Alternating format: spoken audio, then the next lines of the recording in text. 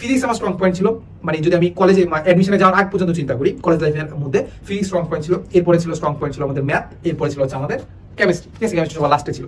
Even হচ্ছে আমি তখন চিন্তা করতাম যে আমি যখন বইটা অ্যাডমিশন দিব তখন আমি সবার ফার্স্টে ফিজিক্স আনসার করবো, এরপর ম্যাথ, এরপর কেমিস্ট্রি। ঠিক আছে, এরপরে আমি কি করছি, অ্যাডমিশনে গেলাম। অ্যাডমিশনে গিয়ে দেখছি যে আমি কেমিস্ট্রিতে যেহেতু উইক, তাহলে অ্যাডমিশনে গিয়ে কেমিস্ট্রিতে একটু স্ট্রং করা ট্রাই করি। চলো স্ট্রং করার জন্য আমি কি করছি, এই একটা রুল ফলো করছি, সেটা হচ্ছে বারবার পড়া ভাই, একই জিনিস বারবার পড়ছি। আর কেমিস্ট্রিতে একটু মাথা রাখবা যে কেমিস্ট্রিতে তুমি যদি অ্যাডমিশনও দেখো ম্যাথের চেয়ে কিন্তু থিওরি বেশি আসে। সত্য কথা, অ্যাডমিশনে থিওরি ম্যাথের থেকে থিওরি বেশি আসে, বাট এইচএসসি তে থিওরির চেয়ে ম্যাথ বেশি আসতে পারে, বাট অ্যাডমিশনে কি আসে, থিওরি অনেক বেশি আসে আর থিওরিতে বেশি ফোকাস রাখে। ঠিক আছে, এখন থিওরিতে জিনিসটা বুঝাই যে ওখানে অনেক বেশি মুখস্থ করতে হয়, তাই মুখস্থ জিনিসগুলো যখন পড়তে যাও ওটাতে কিন্তু খুব বেশি একটা মাথা খাটাইতে হয় না। তুমি যদি একবার পড়ে ফেলো, সেকেন্ডবার যখন রিভিশন দিতে যাবা ওটাতে খুব বেশি যে মাথা খাটাইতে হবে ব্যাপারটা একদমই এমন না। তো দেখা গেছে যে আমি অ্যাডমিশনে যখন রিভিশন দিতে যেতাম ফিজিক্সে মাথা খাটাইতে হইতো, ম্যাথ সলভ করতে হইতো, ম্যাথে তো আরো ম্যাথ করতে হইতো, কিন্তু কেমিস্ট্রিতে ম্যাথ খুব একটা করতে হয় না, জাস্ট হচ্ছে কি করতো, থিওরি রিভিশন দিতে হয়। তো দেখা গেছে আমি যখন রিভিশন দিতে যেতাম কেমিস্ট্রি পড়তে আমার খুব ভালো লাগতো, কারণ কি বারবার রিভিশন দেওয়া যেত, খুব এমনি পৃষ্ঠে উল্টে যেতাম। ঠিক আছে, তো এটা এরকম করতে করতে দেখা গেছে আমি এতবার পড়ছি কেমিস্ট্রি, পড়তে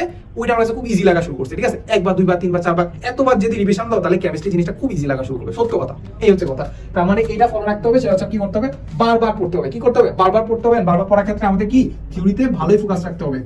থিওরি যদি পারো, ম্যাথ নাও পারলেও দেখা যাবে কি হবে, থিওরি দিয়ে তুমি কভার আপ করতে পারতেছো।